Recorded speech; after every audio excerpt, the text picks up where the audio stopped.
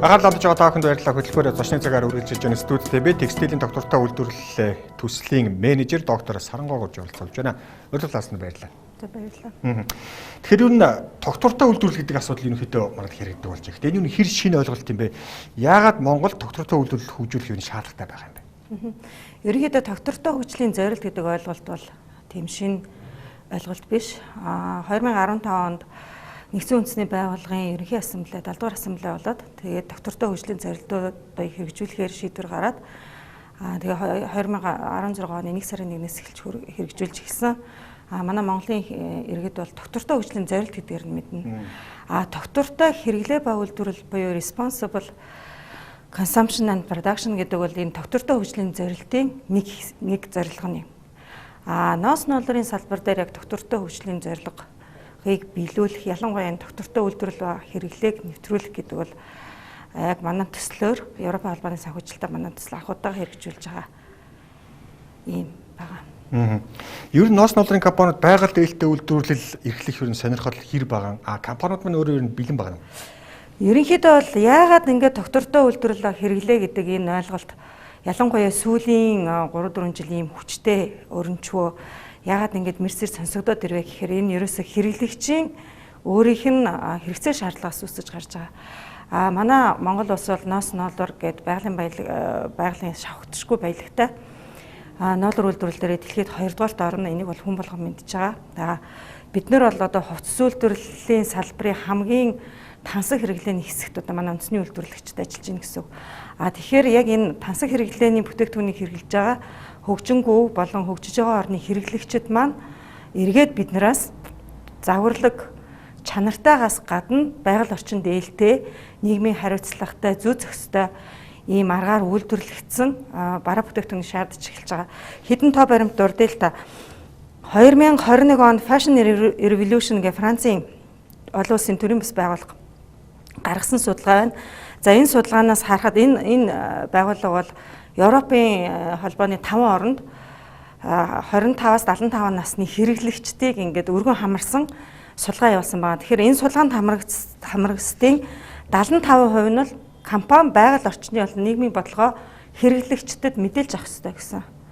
Мөн дээрэс нь үйлдвэрлэлийн байгаль орчинд нөлөөлж байгаа, үзүүлж байгаа эрэг болон сөрөг бол мөрөө бас мэдээлж авах ёстой ил тодор гэсэн байгаа. За тэгээд дээрэс нь энэ бүхний ард доктортой үйлдвэрлэлийн гэрчлэгээр баталгаажсан байх ёстой гэсэн ийм шаардлага тавьчихж байгаа.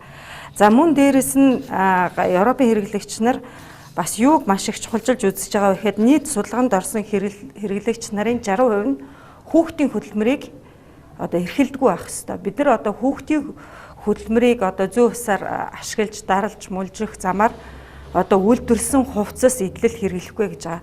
За тэгэхээр энэ маань өөрөөр хэлбэл юу хэлээд байна вэ гэхээр бидний одоо энэ үйлдвэрлэж байгаа ноос ноолрын бүтээгдэхүүнийг хэрэглэж байгаа хэрэглэгчид маань өөрсдөө байгаль орчин дээлтэй нийгмийн хариуцлагатай үйлдвэрлэл явуулгаа нотолж, баталж, мэдээлж, ил тодор мэдээлж биднэрт харуулаа. Тэгсэн тохиолдолд чинь бид нар худалдаж авна гэдэг ийм хүчтэй даалгавар ялангуяа сүүлийн 4 жил нэлээд хүчтэй өрнөж байна. Ялангуяа ковидын үеэр хийсэн Маккензигийн судалгаан дээр бол бид нар байгаль орчин дээлтэй үйлдвэрлэлийг дэмжихийн тулд амьдралын хэв маягаа өөрчилж байгаа гэд судалгаанд хамрагдсан хүмүүсийнх нь 3-2 хариулсан байх жишээ. Тэгэхээр энэ юу харуулдаг байна вэ гэхээр ирээдүйд Монголын ноос ноолрын салбар энэ байгаль орчин дээлтэй үйлдвэрлэлийг явуулж ижил зах зээл дээр өөрийн гэсэн байр суурийг бий болгоно гэсэн. За үйлдвэрүүдийн хувьд бэлэн байна уу гэхээр мэдээж энэ нөгөө гадаад зах зээлийн өөрийнх нь хүлээж байгаа хүлээлт байгаа учраас энэ лөө орох шаардлага гарч ирж байгаа. Нөгөө талаасаа бас манай Монгол улсад одоо бэлчээрийн цөлжилт дөрөдөлт гэдэг яригдж байгаа тийм. За тэрийг хүн болгон мэдж байгаа. За тэгээ сүүлийн үед бол бас нөгөө малын тавлаг байдлыг хангах чиглэлээр бас нэлээд хүчтэй олон улсын байгууллагуудын Монгол болон Хятадын ноолор үйлдвэрлэгчдийг хамруулсан юм хүчтэй пропаганд гарсан. Тэрийг бас мэдж байгаа. Тэгэхээр тэдгээрийн эсрэг хамгийн гол нь нөгөө нүүдлийн мал аж ахуйгаа нүүдэлж өв соёлоо хадгалж үлдэх.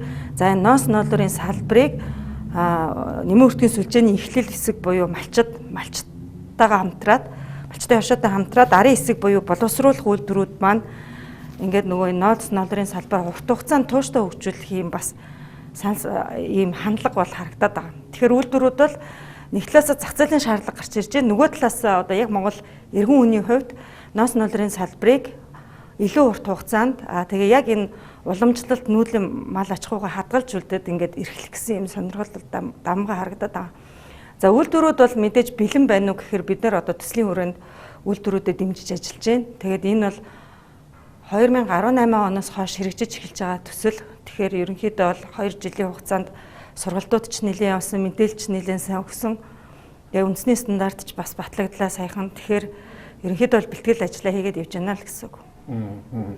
А тэгвэл доктортой үйлдвэрлэл гэдэгт өөрийн гэсэн тийм шаардлагууд бас байдаг баг. Ийм шаардлагууд байна. Түүхийдээ баталгаатай байдлыг бас хангах гэдэг асуудал зөндөгдөх баг. Тий. Тэгэхээр доктортой үйлдвэрлэл ба хэрэглээ гэдэг ингээд текстилийн буюу хувцс үйлдвэрийн салбар дээр ярихаар нөгөө түүхийд үйлдвэрлэлийг ерөөсөө салгаж ярьдгөө. Зөвхөн боловсруулах үйлдвэр буюу одоо яг хувцсыг үйлдвэрлэдэг үйлдвэрийн доктортой байдлыг ярихгүй, уртлын хэсгийн буюу тэр түүхий эдийг яаж боловсруулж бий болгож чинь одоо өөрөөр хэлбэл одоо хүүн цаас байлаа гэхэд тэр газар тариалаа эрхэлж байгаа нь өөрөө байгаль орчинд ээлт юм уу? Ноос нулр байлаа гэхэд те доор хаяал манай Монгол улсдаар л одоо бэлчээр нь талхагдсан юм уу, цөлдсөн юм уу те хитрхи их одоо олон тооны мал ямааны одоо ямааны тооноос хамаарат тэр экосистем нь алдагдаад бэлчээр нь доройтчих үедээ те энийг хамгаалах юу хийж байгаа одоо эрг бол муурн юу юм гэдэг те тэгээ гарал үүсэл бас заавал шаардж байгаа. Өөрөөр хэлэх юм бол хаанаас ирсэн яг одоо Монгол гэдэг чинь их ерөнхий шүү дээ те өөр Монгол юм уу хар Монгол юм уу гэтэл газар зүүн заалтаараа одоо уртраг өргөргөөрөө те Баян Хонгор аймгийн одоо юу гэдгийг те Баа цагаан сумын бүр одоо тэдгээр багийн тим уртраг тим өргөрөөрт байгаа даашаа бүр тэр гэдэг малчны бэлтгэсэн ноолур гэдэг энэ одоо мөшгөгдөхүү зэн тогтолцоог бол шаардж байгаа. Тэгэхээр энэ тогтолцоог бас хангах хэрэгтэй. Энэ бол бас манай ноос нулрын салбарт олон улсын зах зээл дээр одоо бусад орны нулураас ялгагдаж гарч ирэх бас нэг даваа тал онцлог болж хэрвээ энэ мөшгөх тогтолцоо хийж өгөх юм бол харагдана. Ягаад гэх юм бол Монгол ороо өөрөө одоо байгалийн төлөв байдлын хувьд одоо бэлчээрийн мал нүүдлийн мал аж ахуй бүхий бараг л дэлхийд цорын ганц орн те бидний өөрсдийн нүүдэлчин малчин уламжлал ёс заншил бол байгаль орчиндөө ээлтэй аргаар тэгээ үр ашигтай байгалийн одоо тэр нөгөө их усүрийг хамгийн хэмнэлттэй хаягдaltaгүй үр ашигтай зарцуулдаг ийм уламжлалт ийм мал аж ахуй эрхэлдэг ус. Тэгэхээр тэрийг ингээд яг ингээд мөшгөгдөхүүц болоод өөрөөр хэлбэл тэр цамцны цаана түүх гарч ирнэ гэсэн үг байхгүй. Тухайн энэ миний худалдаж авах гэж байгаа цамцыг Баян Хонгор аймгийн Баа цагаан сумын яг ийм хүний яманаас ноолорын самнаж авсан юм байна.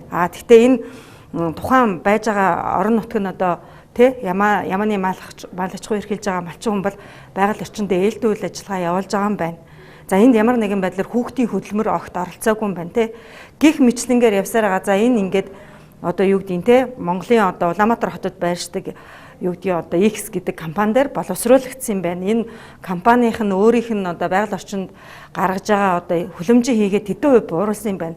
Цэвэр усны хэрэгцээгээ тэдэн хувь бууруулсан ийм компаниар дамжигдаад үйлдвэрлэгдээд ирсэн энэ цамцыг би худалдаж авч өмсөж байгаа юм байна гэдэг ийм бүхэл бүтэн одоо малчны хотгоноос ахуулаад үйлдвэрийн хаалгаар гараад ачигдаад одоо дэлгүүрт очих хүртэлх түүхийг харуулсан ийм мөшгөх тогтолцоог бий болгох шаардлагатай.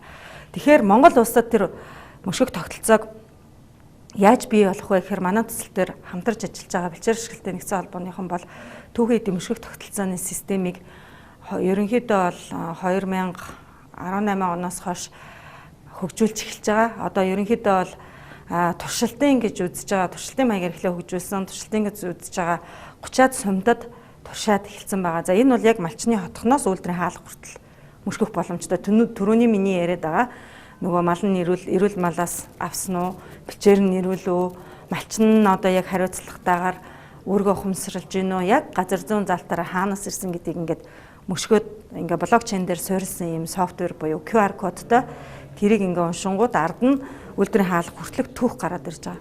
За энэс цаашаа үйлдвэрүүд маань өөрсдөө угаасаа үндэсний үйлдвэрүүд маань нөгөө чанар болон одоо тоо хэмжээний болон бүтээгдэхүүний чанарын тогтолцоог хангах үүднээс үйлдвэрүүд өөрсдөд нь өөрийн гэсэн өрөмц онцлогийн тусгасан мөшгөх тогтолцоо угаасаа байдаг үндэсний үйлдвэрүүдэд.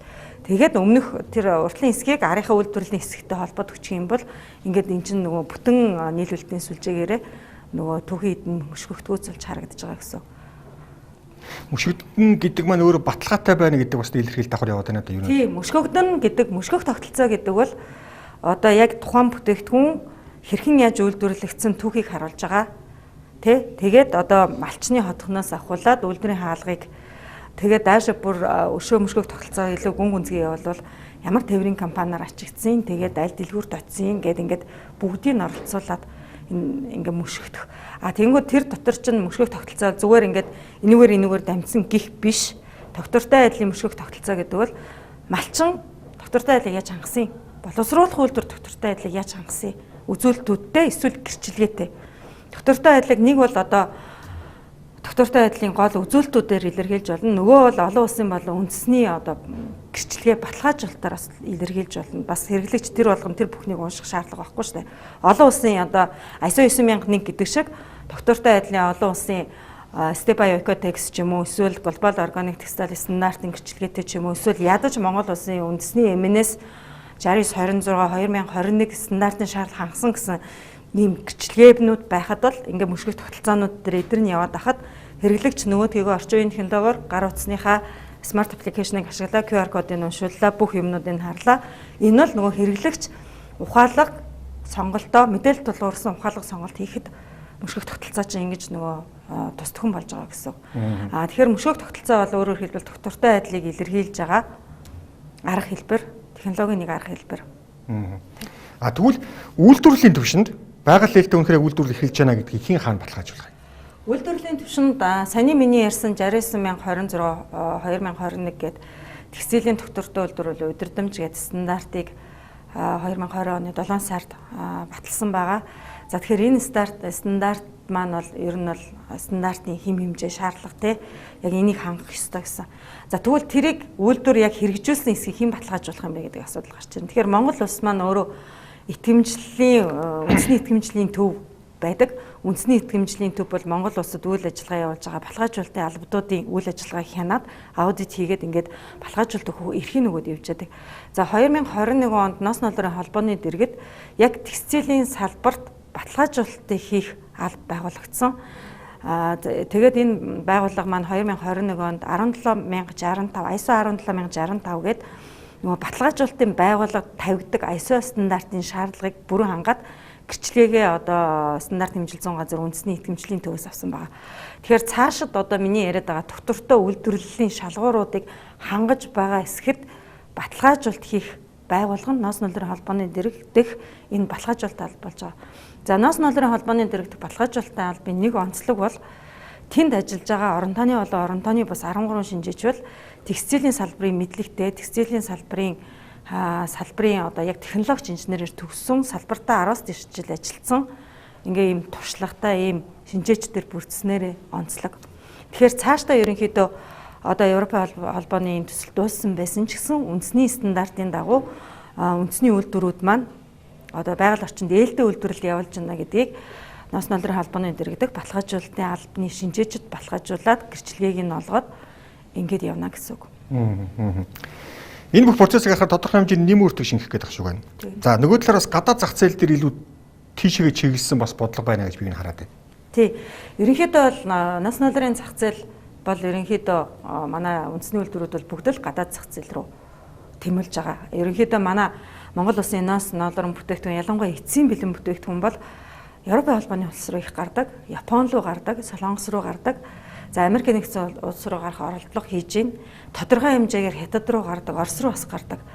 Тэгэхээр ингээ харахаар энэ дандаа хөгжсөн орнууд руу гарч байгаа. Тэгэхээр зах зээл маань өөрөөр хэлэх юм бол хэрэгжилж байгаа зах зээл маань ингээ том зах зээл, асар том зах зээл одоо Франц гэлтэгт чинь 60 одоо бараг 80 сая хүн амтай тий гих мэтчил ингээ. За ингээд эрэнгүүд зах зээл дээр гарахад доктортой Ноос ноолрын бүтээгдэхүүн энгийн Ноос ноолрын бүтээгдэхүүнээс нэмэн өртөг шингэж байгаа учраас мэдээж энэ илүү үнээр борлогдох ёстой. Хэрэгцээ бид нар яг адилхан үнээр борлуулад авах юм бол ямар ч утга байхгүй. Яагаад гэвэл доктортой үйлдвэрлэлийг мал аж ахуйн болон одоо үйлдвэр боловсруулах үйлдвэрийн салбарт хөгжүүлнэ гэдэг нь өөрөө хөрөнгө оруулалт шаардна. За жишээлбэл зүгээр одоо ус цэвэршүүлэх байгууламжийг үндэсний том үйлдвэрт суйрлуулахад дотоодын одоо инженеруудын оролцоогоор хийхэд нэг 500 сая төгрөгийн өртөгтэй. За гадаадын одоо Италийн хамгийн хөгжсөн сүүлийн үеийн технологи тавилыг гэх юм бол 1 саяас 2 сая $1 өртөгтэй. Тэгэхээр эн чинь одоо өөрөөр хэлбэл хөрөнгө оруулалт шаардлагадж шүү дээ. Энэ маань буцаагаад яг хөр бүтээгдэхүүний өртөгдөр сон. А энийг гэхдээ монголчууд биш, энийг Монголын малчууд биш, энийг Монголын үйлдвэрлэгчид биш. Энэ нэмэн өртгийг гадны бидний бүтээгдэхүүнийг худалдаж авч байгаа хэрэглэгч төлнө. А ингэснээр энэ нөгөө ердийн ноолуураас доктортой ноос ноолуурын бүтээгдэхүүн хоёрын хоорондох үнийн зөрөө бид нэр буцаагаад дахиад нөгөө үйлдвэр маань ашиг гэдэг ингээд хувьцаа эзэмшигчдийн ч юм уу, малчин ч юм уу ашиг болгоод авчих биш, буцаагаад эргээд бэлчээрээ сайжруулах, тэ одоо хадлан тижээлээ бэлтгэх ч юм уу, тэ өвлжилтэнд бэлтгэх, малынхаа одоо эрүүл мэндийг сайжруулах, эсвэл одоо Монгол Ямааны ноолрын үйлдвэр ухсааг сайжруулах, өшөө бүр нарийн болгох ч юм уу, тэрэнд ашиглах.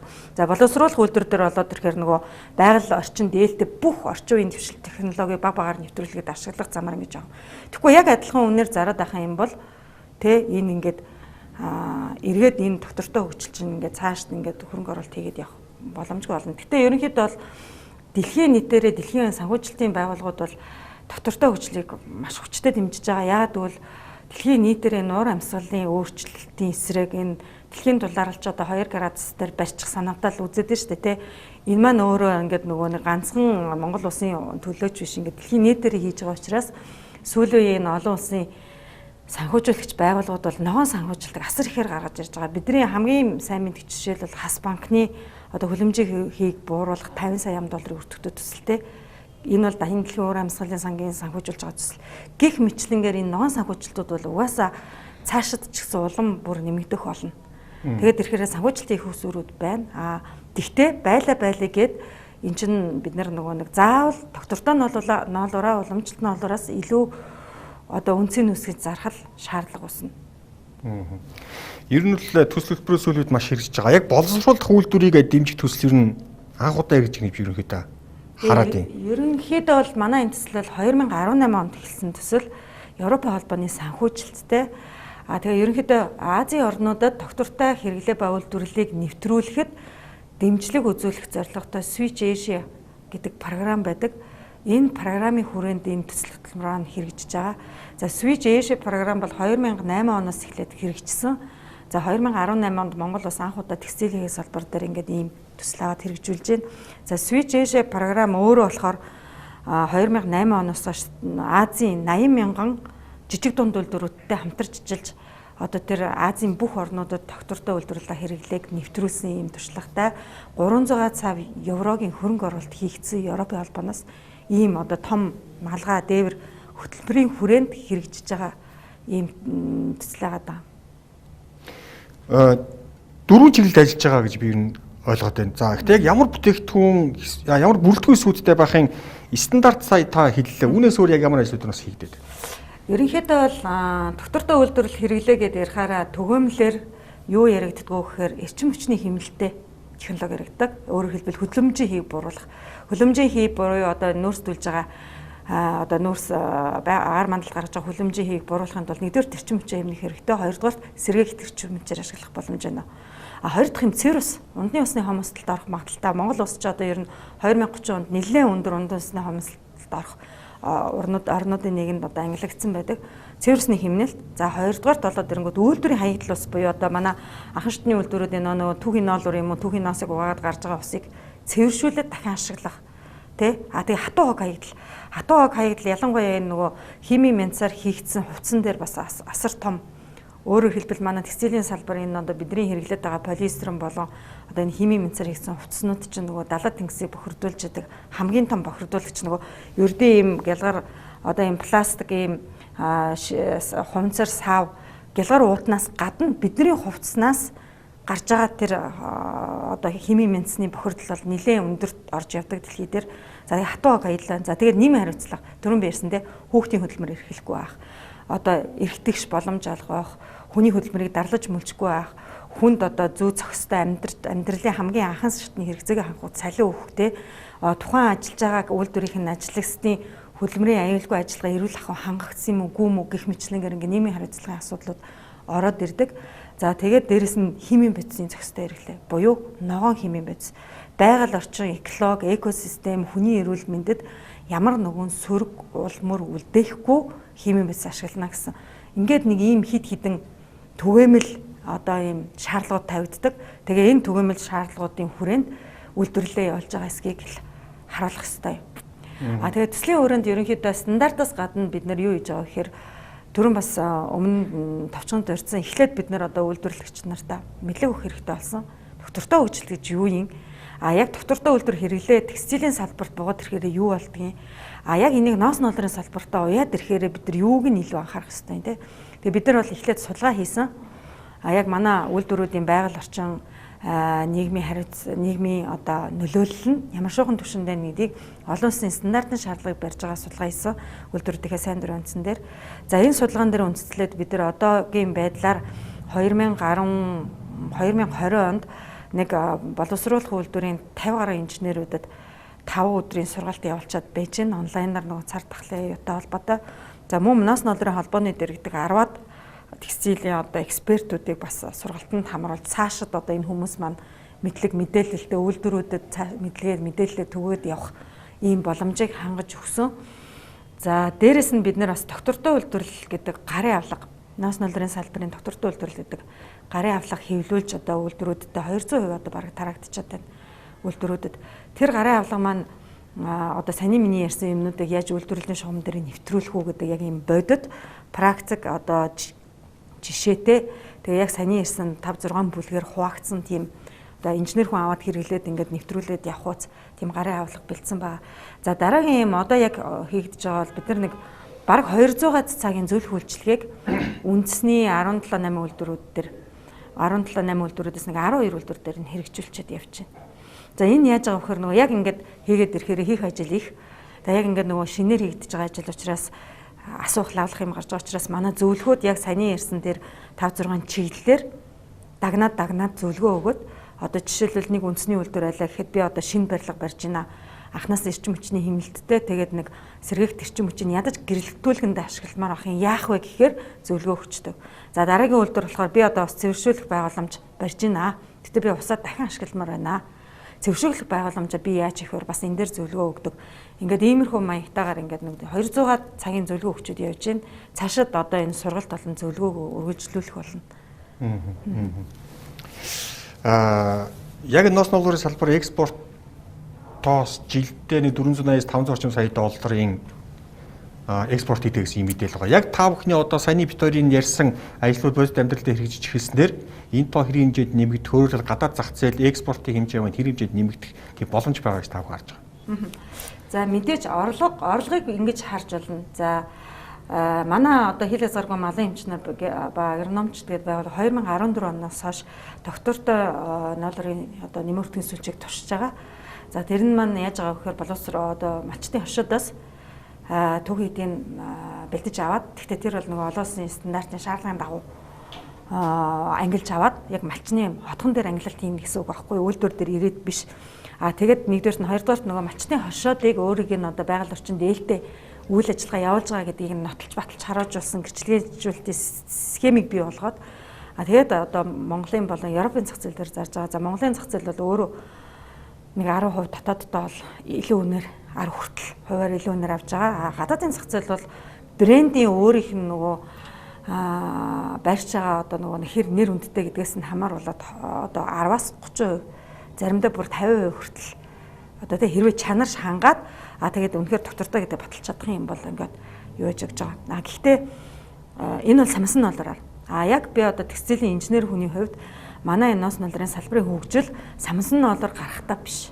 Эсвэл угаасан доллар гарахтаа биш. Бараг сүүлийн хэдэн жилийн турш бид нэр нийт одоо бэлтгэж байгаа 10,000 тонн төгний долларынхаа бараг л 90% нь угаагаал урагшаа хятад руу дийлэнх нь гаргаж штэ. Гэтэл салбарын хөгжил одоо хагас боловсруулсан үйлдвэрлэлээс орчихгүй. Миний одоо итгэл үнэмшлэл эцсийн бэлэн бүтээгдэхүүний үйлдвэрлэлээс л орж ирнэ. Тэгээд ирэхээр одоо түрүүний таны ярьсан 400-аас 500 те эн чинь 2 дахин өсөх магадaltaй. Зүгээр ингээд доктортойгоор шүү дээ. Ерөөсөө л боли энэ Монголд суурлагдсан говь одоо энэ эвсэг тэгэл үндэсний бүх жижиг дунд үйлдвэрүүдийн хүчин чадлаар нь тооцоод тий зүгээр энгийн инженер хүний тооцоолыг хийхэд саний яриад байгаа борлуулалт чинь баг 2 дахин өсөх боломжтой. Одоо би мартаагүй бол манай зарим нэг томоохон үйлдвэрийн төлөв тэрбум долларын орлого олох боломжтой гэж тооцоол гаргасан байсан. Тэгэхээр ерөнхийдөө тэр дээр л хөгжиж байгаа. Тэгэхээр ямар их том волюм бид нар ингээд алдаад байна уу те. Цаашдаа бол Монгол улс бол энэ яг бэлэн нэхмэл бүтээгдэхүүн, оёмл бүтээгдэхүүн, ноолороор хийсэн те. Эсвэл сүлжмэл бүтээгдэхүүнийхөө борлуулалтыг л нэмэх хэрэгтэй. Таварлаа үзэгчдээ бид ярилцлага өргөндөрлүүлж байгаа студид Дебет текстилийн тогтвортой үйлдвэрлэлт төслийн менежер доктор Сарангойг үржүүлж тавхс тодорхой мэдээллүүдийг танилцууллаа. Урьдчилан басныг баярлалаа. За баярлалаа.